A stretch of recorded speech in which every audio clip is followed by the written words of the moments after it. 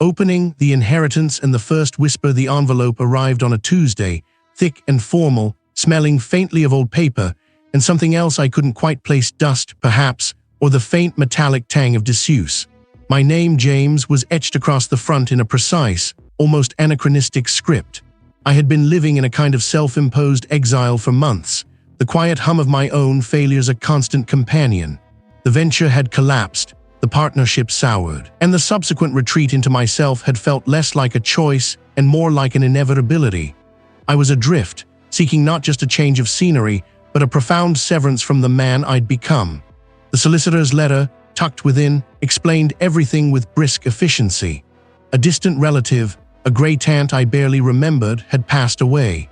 The cause of death was listed as unforeseen circumstances, a phrase that struck me as both vague and profoundly unsettling. And then the crux. He had left everything to me, everything including the ancestral home. I remembered hearing whispers of the place from my mother, hushed tales of a sprawling, forgotten estate far from any town, deep in the countryside. A place where my family's roots ran deep, tangled and probably rotten.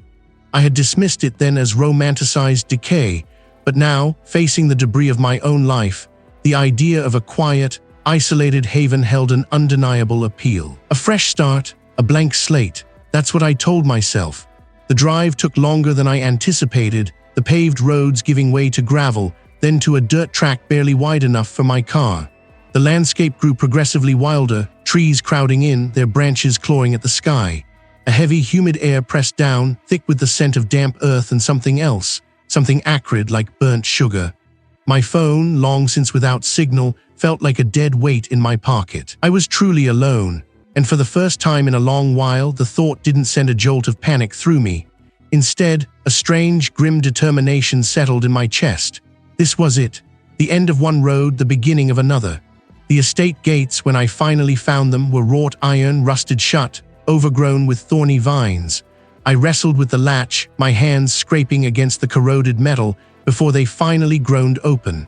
The silence was profound, broken only by the crunch of gravel under my tires and the distant, mournful cry of a hawk. And then I saw it. The house, a vast skeletal chimney clawed at the sky. The air around it felt different, heavy and still, as if it had swallowed all sound. It wasn't the picturesque decay I'd imagined, but something far more imposing, almost menacing. The sheer scale of it was overwhelming, a monument to a forgotten past. I parked the car, its engine ticking quietly in the sudden stillness. The front door, a massive slab of oak, was partially ajar, revealing a sliver of impenetrable blackness within. No, not impenetrable. It seemed to absorb the light. It wasn't a welcoming sound. It was a sigh.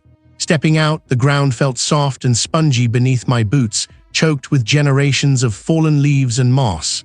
The air carried a distinct odor now, stronger than before, wet earth, decaying wood, and an underlying sweetness that quickly turned cloying, like a forgotten floral arrangement left too long in a closed room. My hand, reaching for the heavy brass knocker, hesitated. I pushed the door inward. Dust motes danced in the sparse shafts of light that pierced the gloom from high, grimy windows. My footsteps echoed, each one a stark intrusion. To my right, a series of closed doors. Straight ahead, the hallway stretched into an unknown expanse. The entire structure felt like a sleeping beast, vast and indifferent. I ran my hand along a peeling wallpaper, the pattern beneath barely discernible, a faded tapestry of forgotten lives. My gaze drifted through a large archway to what must have once been a grand living area. Cobwebs draped from the chandeliers like ghostly shrouds.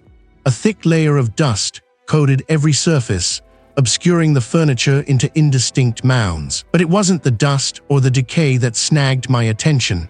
It was the quality of the light, or rather the lack of it. Even where the sun should have streamed through the tall windows, the room remained stubbornly dim, as if the very walls drank the illumination. A floorboard groaned somewhere above me. I froze, every nerve taut. The sound was distinct, not the settling of an old house, but a deliberate, heavy shift. My breath hitched. "Hello?" I called out, my voice thin and reedy in the vast space. No answer. I told myself it was just the house, settling, creaking, making its presence known. Old houses do that. I took a deep breath, pushing past the irrational fear. This was my fresh start. I wouldn't be spooked by a few creaks. I needed to explore, to claim this place.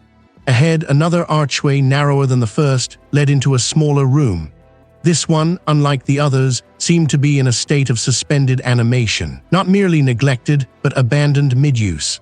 A small, rickety table stood in the center, scattered with what looked like old scorecards and a few tarnished golf tees.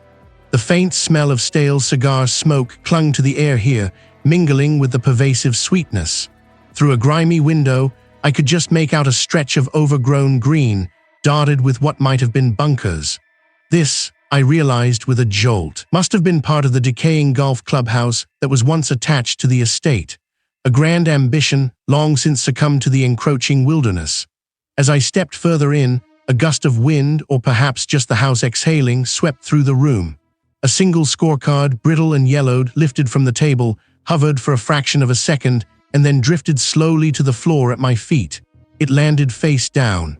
I stared at it, a prickle of unease crawling up my spine. There had been no open windows in the room, no discernible draft strong enough to lift paper like that. I bent down, my fingers trembling slightly as I picked it up. The ink on the card was faded but legible. A date years ago and a series of scores meticulously recorded. The air in the room seemed to press in, suddenly suffocating. I wasn't alone. I hadn't been alone since I'd stepped through the gates. The silence wasn't empty, it was waiting. And the house, my fresh start, was watching me. The thick, heavy sensation in my veins had lingered through the night. I'd told myself it was the exhaustion of moving, the unfamiliar quiet of a house that had stood vacant for years. My mind, I reasoned, was playing tricks, manufacturing unease out of the silence. After all, what was a new start if not a fresh canvas for old anxieties to paint themselves upon? I'd always been prone to overthinking, to seeing shadows where there were only folds in the curtain. I spent the next morning trying to impose order on the chaos of boxes. Each unpacked item, each piece of furniture nudged into place, was an assertion of my presence, a claim to the space. The sun, when it managed to pierce the grime-streaked windows, cast long, dusty beams across the floorboards. It was a beautiful house, in its own skeletal way, with high ceilings and wide, empty rooms that echoed with every footstep. Around midday, I was wrestling a heavy armchair into the living room when I heard it. A distinct thump from upstairs, followed by a low, drawn-out groan. My muscles tensed. I froze, listening. It was a perfectly logical explanation. The wind outside had picked up too, sighing through the gaps in the window frames. Later, while making myself a rudimentary lunch, a different sound caught my attention. A faint tap-tap-tap, like fingers drumming on glass, emanating from the dining room. I walked in slowly, scanning the room. The windows were shut tight, nothing seemed amiss. The tapping stopped the moment I entered. I blamed the wind again, rattling a loose pane somewhere, or maybe a branch scraping against the exterior wall. It had to be. One moment, I'd be in a relatively warm patch near the kitchen, the next, stepping into the hallway, a sudden drop in temperature would prickle my skin. The first time, I actually shivered, pulling my sweater tighter. The second time, I actively searched for the source, running my hand along the wall, checking the floorboards. Nothing. This place needs a thorough inspection, I told myself, trying to sound authoritative. Insulation, heating system overhaul. I called a local contractor, a gruff, practical man whose voice promised no-nonsense solutions. He agreed to come by that afternoon. The contractor arrived in a dented pickup, his tool belt clanking. He walked through the house with a professional eye, tapping walls, peering into corners. He squinted, seams sealed up, old but tight enough. He sniffed the air, bit musty, but that's just age. I cleared my throat. And any odd noises, settling sounds? He shrugged. All old houses groan, James. This one's a symphony. Nothing to worry about, just needs some TLC. His dismissive practicality was almost reassuring. Almost, he hadn't heard the precise, deliberate tap. That evening, feeling restless and a little foolish, I decided a change of scenery was in order. My distant relative, the one who'd left me this house, had been an avid golfer. I remembered seeing a faded map in one of the drawers, pointing towards a nearby golf course. Perhaps a walk there would ground me. I drove the short distance, the gravel crunching under my tires. The road ended at what had once been the main entrance to a grand, but now utterly forgotten, establishment, a decaying golf clubhouse. Its white paint was peeling in thick, curling sheets, exposing the gray wood beneath like diseased skin. Windows were boarded up or shattered, gaping holes staring blankly at the overgrown fairways. The air here was thick with the smell of damp earth and something else, something metallic and sharp, like rust and old blood. A thin layer of grime coated everything. A single, broken flagstick lay half-buried in the weeds near what used to be the pudding green. I walked around the perimeter, my boots sinking into the sodden ground. I pushed against a rickety side door, half expecting it to be locked, but it yielded with a groan of tortured wood. Inside, dust motes danced in the slivers of light filtering through the gaps in the boarding. I saw an old, overturned trophy case, its glass shattered. A few rusted golf clubs lay scattered on the floor, their grips disintegrating. For a moment, I imagined my relative, vibrant and alive, walking these greens. I left quickly, the door groaning shut behind me like a sigh of relief. Back at the house, the unease returned with a vengeance. I was in the library trying to organize the ancient, musty books when I heard a distinct scraping sound from the study next door. It wasn't a settling house. It was a deliberate, rhythmic scrape, like something being dragged across a wooden floor. The scraping stopped. I pushed the door open. The room was empty, but then I saw it. A heavy antique atlas one I had placed precisely in the center of the large mahogany desk had been moved. It lay half off the desk, its spine resting on the floor as if it had been pulled to the edge and then released. The thick leather cover was scuffed, a fresh line in the dust marking its path. My breath hitched. My rationalizations, so carefully constructed, crumbled. The contractor hadn't seen this. The wind couldn't do this. I wasn't alone. I hadn't been alone since I'd stepped through the gates. And the house my fresh start was watching, no longer subtly, but with a deliberate, unsettling movement of its own. After all, what was a new start if not a chance to shed old anxieties? But the silence here wasn't empty. It was laden, like velvet drapes absorbing every sound, every breath. I tried to lose myself in the screen of my laptop, the familiar glow a tether to the world I understood. Spreadsheets, reports, the meticulous dance of data that had once defined my competence. Now the numbers blurred. The scent of old paper and dust, a constant presence in the house, began to morph. It wasn't just decay, it was something sharper, a metallic tang that pricked at the back of my throat, reminiscent of something I couldn't quite place, something unsettling. My focus fractured. I kept seeing the red ink of a failed project, the scrawled notes from a supervisor's final, dismissive review, not just seeing them but feeling them, a hot flush of shame rising from my gut. It wasn't a memory, not exactly. I slammed the laptop shut, the sharp click echoing too loudly in the quiet room. Enough, I muttered, the sound thin and reedy. This was ridiculous. The house was old, yes. It carried the ghosts of dust motes and forgotten lives, but nothing more. Yet a low groan resonated from the floorboards above, distinct from the house's usual creaks. It wasn't the settling of timber. It sounded like a slow, deliberate drag. I froze, every nerve strung tight. My gaze darted to the ceiling, then to the closed door leading to the hallway. Nothing. I needed a distraction, a project, anything to wrestle my mind from the tendrils of paranoia. I remembered seeing a small, locked room off the main parlor, crammed with what looked like old ledgers and boxes. Perhaps I could organize it, bring some order to the chaos. A sensible, grounding task. The lock was rusty, stubborn, but eventually yielded with a protesting scrape. Inside, the air was thick with the scent of aged paper and something else, a faint, sickly sweetness that made my stomach clench. Yellowed documents spilled from crumbling boxes. Forgotten photographs lay scattered like fallen leaves. This wasn't just a storage room. It was a testament to lives meticulously, if haphazardly, recorded. I started sorting, hoping the physical act would clear my head. Most of it was mundane, tax receipts from decades past, correspondence about property taxes, faded invitations. Then, tucked beneath a stack of brittle newspapers, I found it, a small, leather-bound journal. Its cover was embossed with a faded, intricate symbol I didn't recognize, a jagged circle with a single, elongated claw-like protrusion. My fingers trembled as I opened it. The handwriting was spidery, difficult to decipher, but the language was English. The entries were sporadic, undated, and deeply unsettling. It calls, a low hum beneath the floorboards, a promise of what it can bring. He speaks of the arrangement, of the price. The others don't see it. It feeds on memory, on regret, twisting what was into what will be. The clubhouse, he said the mark would be visible there, a testament to the first offering. They built over it, but the soil remembers. The ground remembers. The clubhouse, The word snagged in my mind. The land this house sat on was vast, sprawling, and I knew from the property deeds that it had once encompassed a small, private golf course. Now it was overgrown, neglected, a stretch of wild green at the far edge of the estate. I'd seen the decaying structure of what must have been the clubhouse during my initial survey of the property, a skeletal frame shrouded in ivy, its windows like vacant eyes. Who was he? What was the arrangement, and what offering? The words felt like a direct assault, aimed at the very anxieties that had been gnawing at me since my arrival. It wasn't just general unease anymore. It was personal, driven by a desperate need for clarity. Or perhaps by a morbid curiosity I couldn't suppress, I decided to visit the decaying golf clubhouse. The structure itself was a husk of its former self, a monument to forgotten leisure. The roof sagged precariously, exposing skeletal rafters to the sky.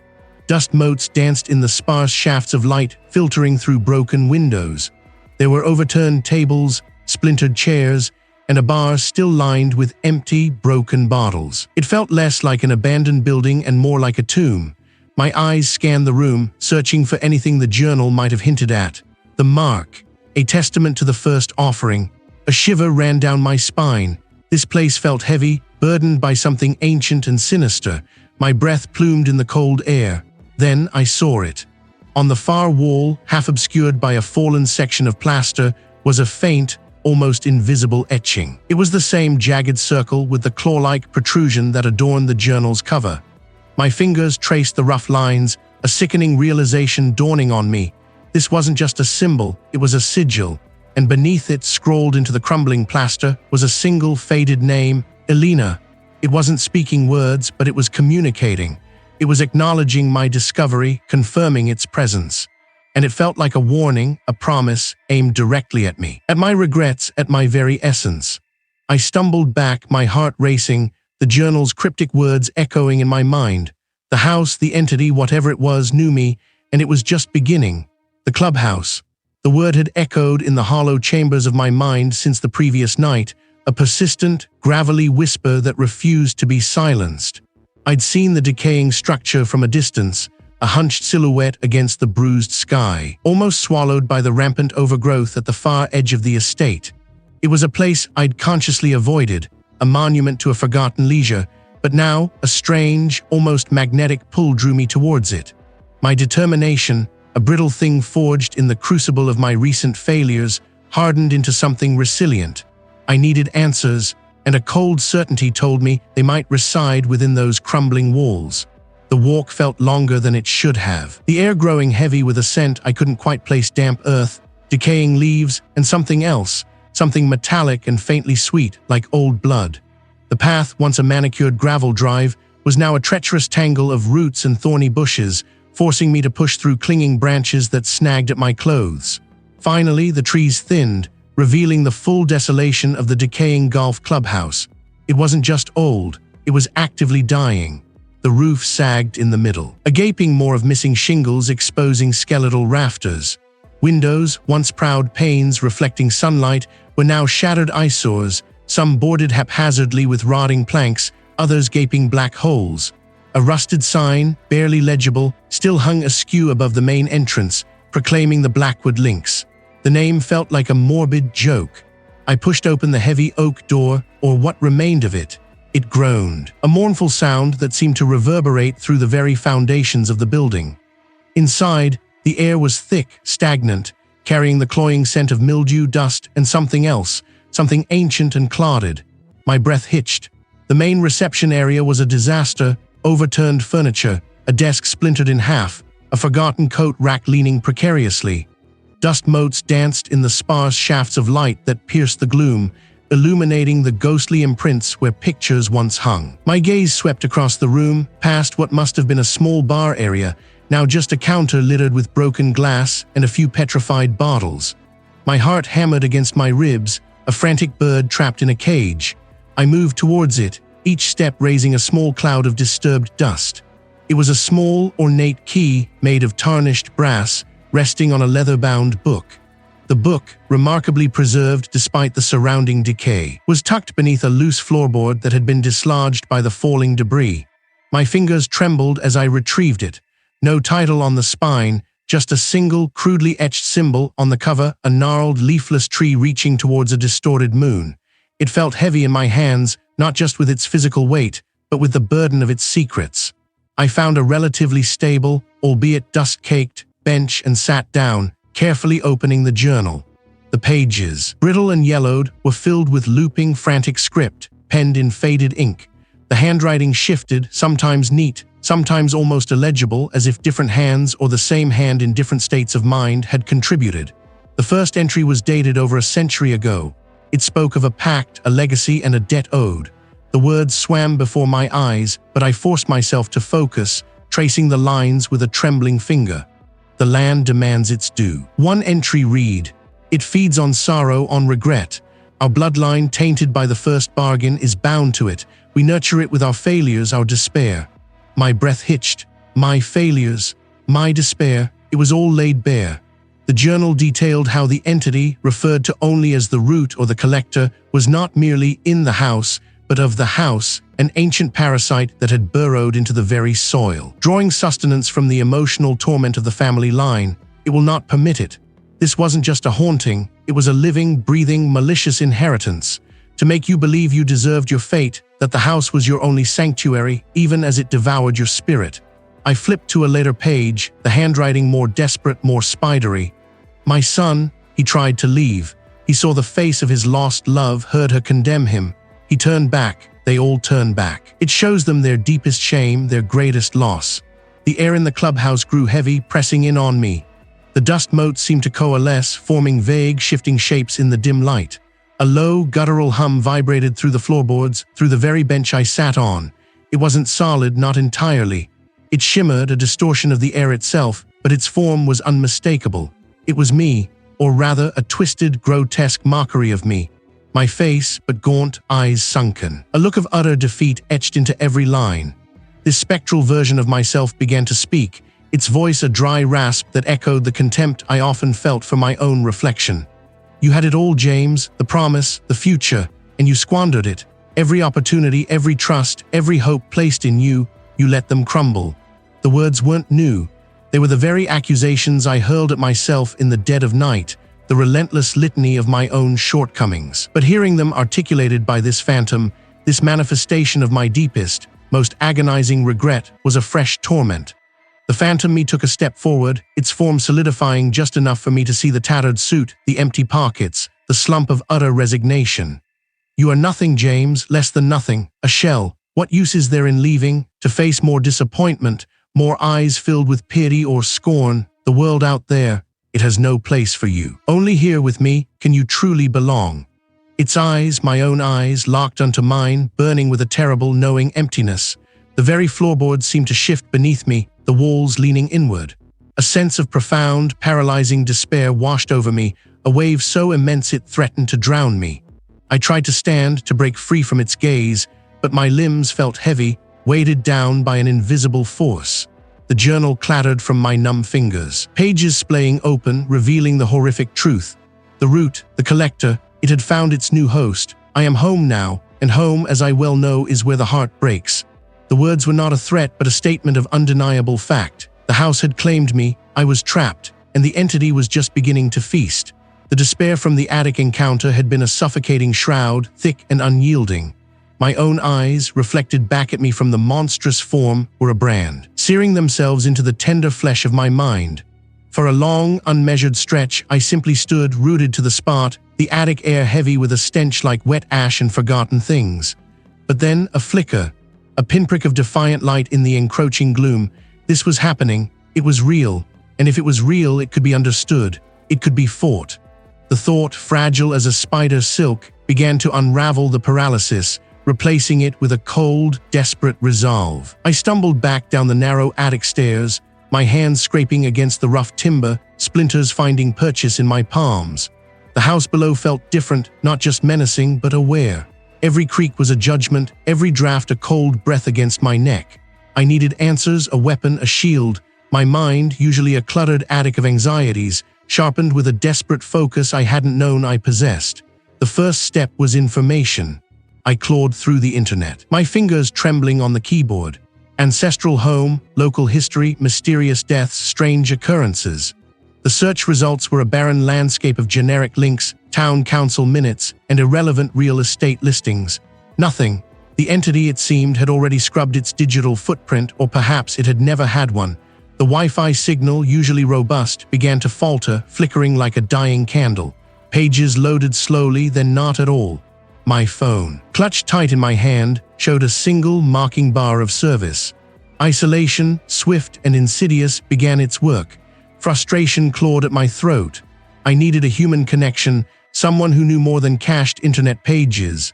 My thoughts turned to the local library, a quiet, dusty place I'd seen on my way into town, or perhaps the town's small historical society. I remembered seeing a faded sign for the Society of Local Lore and Antiquities above a cluttered storefront near the general store. Yes, an antiquarian, someone who trafficked in forgotten things. I tried to call. The phone refused to connect, sputtering with static before dying altogether, its screen going black. I cursed, throwing it onto the worn armchair. The car then, my old sedan, usually reliable, coughed, sputtered, and then died with a wheeze. The engine refusing to catch. The battery, though recently checked, was utterly flat. I thumped the steering wheel in impotent rage. Trapped. The house seemed to exhale around me, a low, resonant hum vibrating through the floorboards. It was a taunt. I slumped back into the armchair, defeated but not broken. If I couldn't reach out, I would dig in. There had to be something here, within these walls. I started with the study, the room where the distant relative had reportedly spent his final, peculiar days. Dust motes danced in the slivers of light piercing the grimy windows. Books lined the shelves, their spines brittle with age. Most were dense tomes on forgotten agricultural practices or regional geography. But then, tucked away behind a row of almanacs, I found it, a slim, leather-bound journal. Its pages were yellowed, the script an elegant, spidery hand, belonging to an ancestor named Elias. Elias wrote of a specific location, a nexus point where the veil between worlds thinned.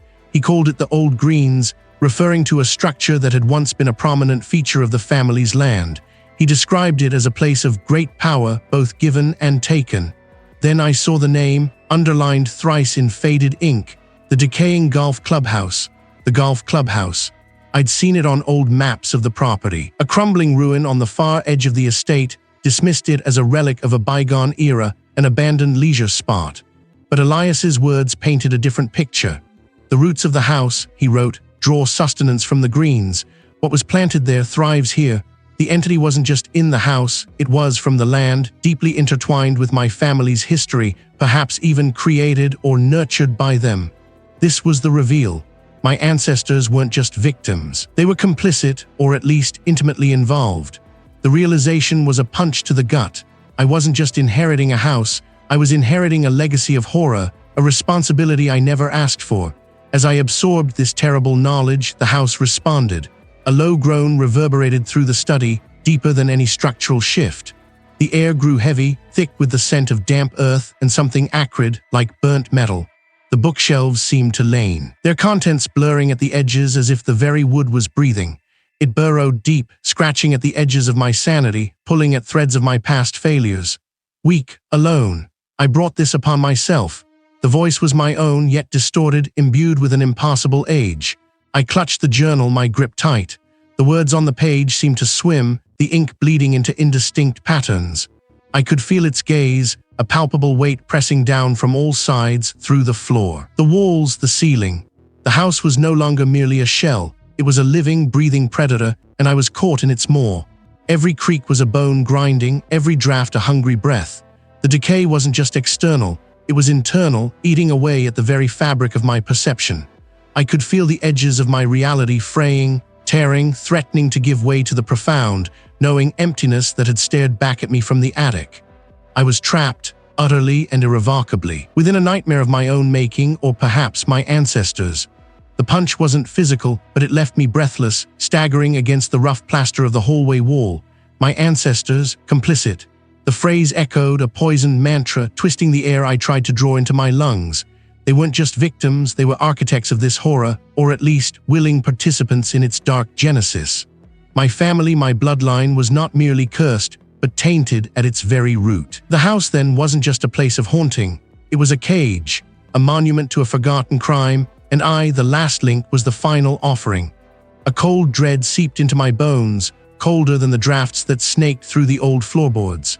It wasn't just the house's malevolence I feared now, but the insidious truth that I carried its legacy within me. The entity wasn't an invader. It was a grotesque family heirloom, passed down through generations, waiting for the right moment. The right host, me, I had to know. There had to be something more, some record, some forgotten truth. I needed clarity, no matter how horrifying.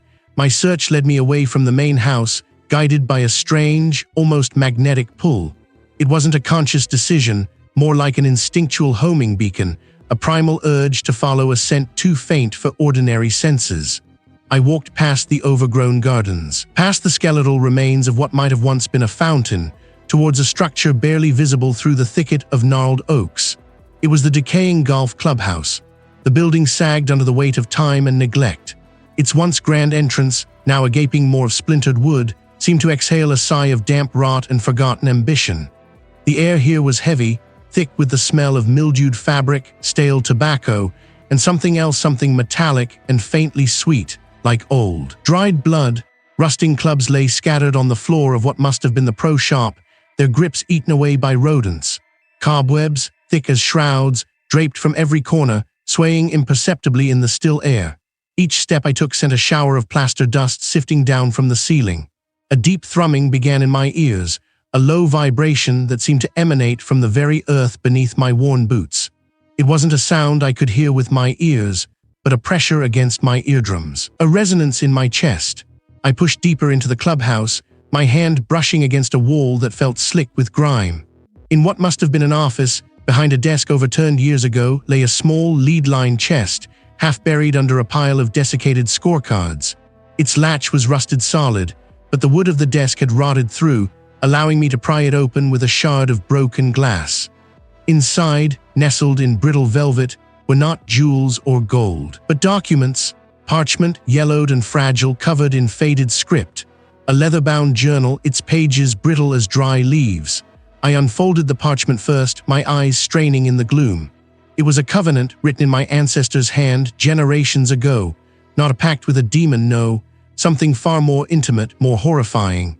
It detailed an act of profound betrayal, a ritual sacrifice of another human being, deemed an outsider, for the sake of the family's prosperity, their legacy, their land. It wasn't a demon they summoned. It was a spiritual parasite they created, feeding it with blood and fear, binding it to their line, ensuring its endless hunger. The journal confirmed it.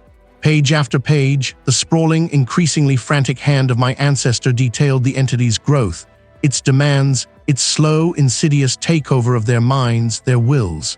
It wasn't just a guardian, it was a collector of souls, a spiritual leech that fed on the life force of the family, growing stronger with each passing generation. And its ultimate goal, its final act of consumption, was always the same: complete possession. To inhabit the last, untainted vessel, to finally break free of its ancestral leash and walk the world unfettered, cloaked in my flesh. My flesh, James, it wanted me. The realization hit me with a physical force, knocking the air from my lungs. It was preparation. It had been grooming me, softening me, making me vulnerable, playing on my guilt, my failures, my profound regrets.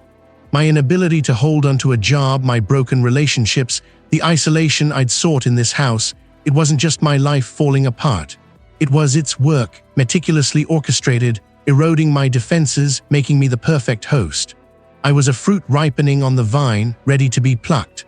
A low growl, not from outside, but from within the very walls, vibrated through the clubhouse. It knew I knew. A desperate, dangerous plan began to form in the shattered landscape of my mind. I couldn't run. It was in my blood, bound to the land, woven into the very fabric of my being. Running would only delay the inevitable, allowing it to gather strength, to ensnare me more completely. No, I had to face it.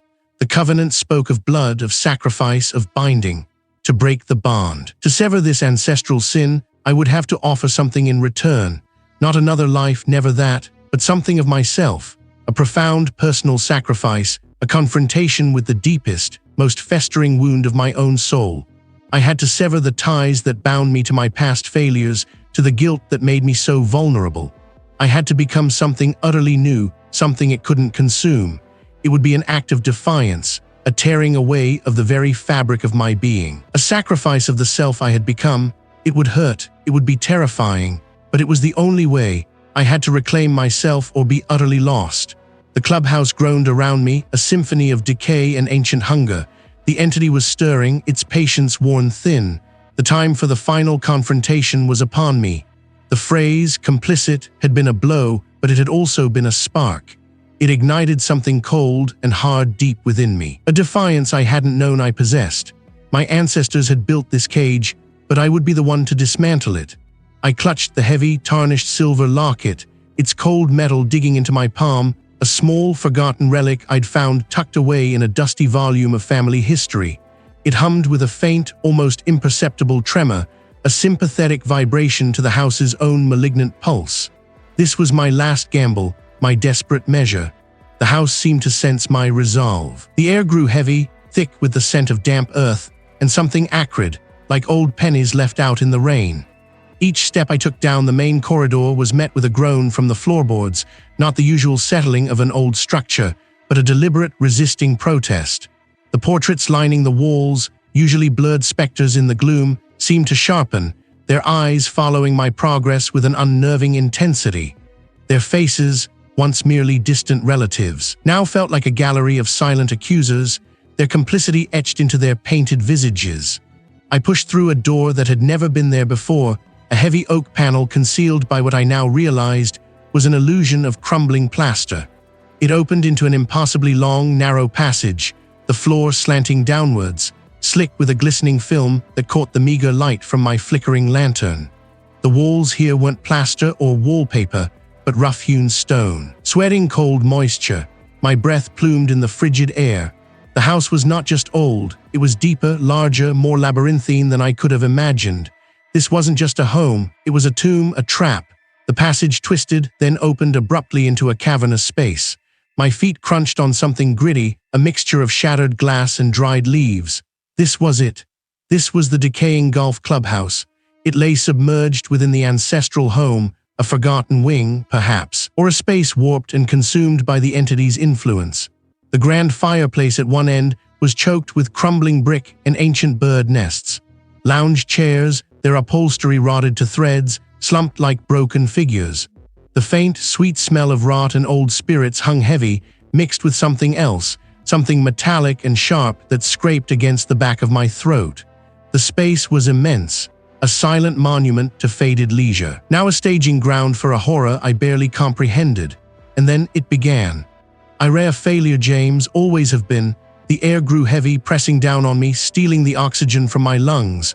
They writhed, beckoning, their movements silent but menacing. I lost everything. My work, my purpose. The room itself seemed to tilt, the floor shifting beneath my feet. I stumbled, catching myself on a dilapidated table, sending a shower of dust and splinters to the floor. Then came the visions, not external but projected directly into my mind's eye, vivid and suffocating. I saw the empty office, the severance papers, the look of pity mixed with disappointment on the manager's face. I saw the vacant eyes of my loved ones, their distant smiles, the growing chasm between us that I had failed to bridge.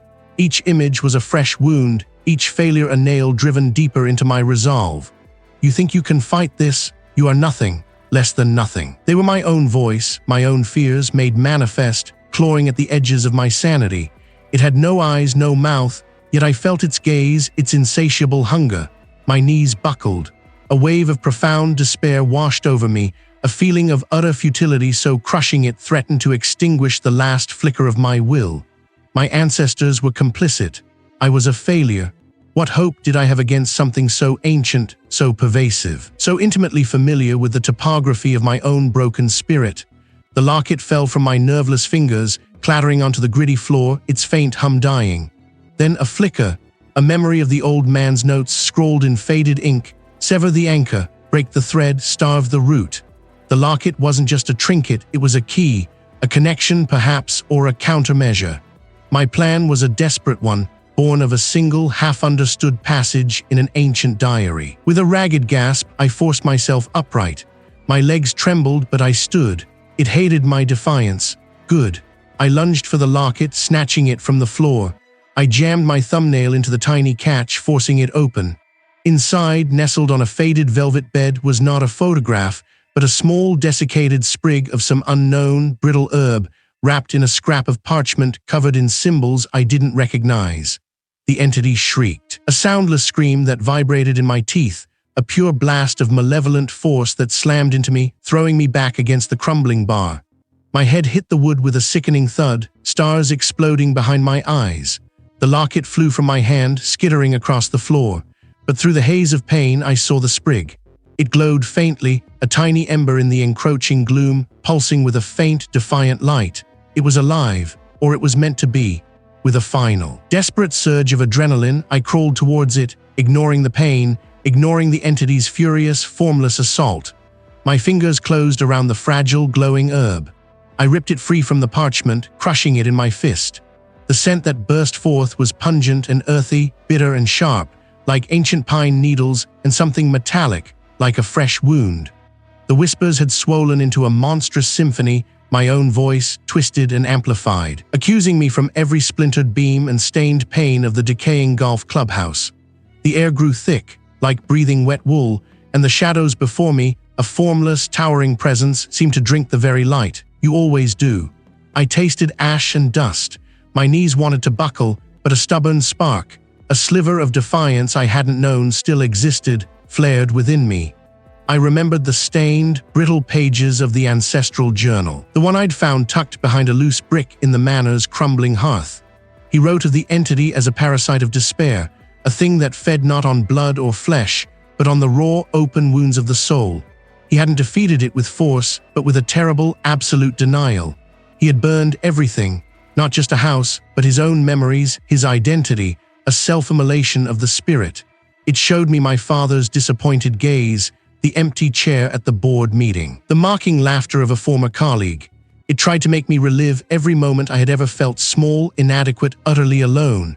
But Silas's words echoed louder now, not just in my mind, but in the very marrow of my bones. It cannot take what you refuse to give.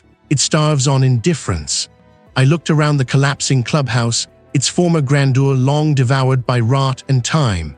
This place, too, was a monument to failure, to dreams that had withered and died. The entity had followed me here, drawn by the lingering scent of my unraveling.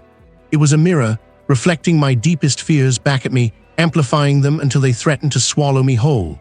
My gaze fixed on the broken, dusty trophy case near the entrance, its glass shattered. Inside, among tarnished cups and yellowed photographs of forgotten champions, lay a single half-burned golf scorecard, a relic of what once was. It thought it had me. It knew it had me. But I don't need it, I said, my voice gaining strength, each word a stone against a rising tide. I don't need any of it. My hands, trembling just moments before, reached for the scorecard. It was brittle, almost disintegrating at my touch. I remembered the small, worn silver lighter I always carried, a habit from a time when I'd smoked. With a deliberate, almost ritualistic motion, I flicked it open. The tiny flame danced, defiant spark against the encroaching gloom.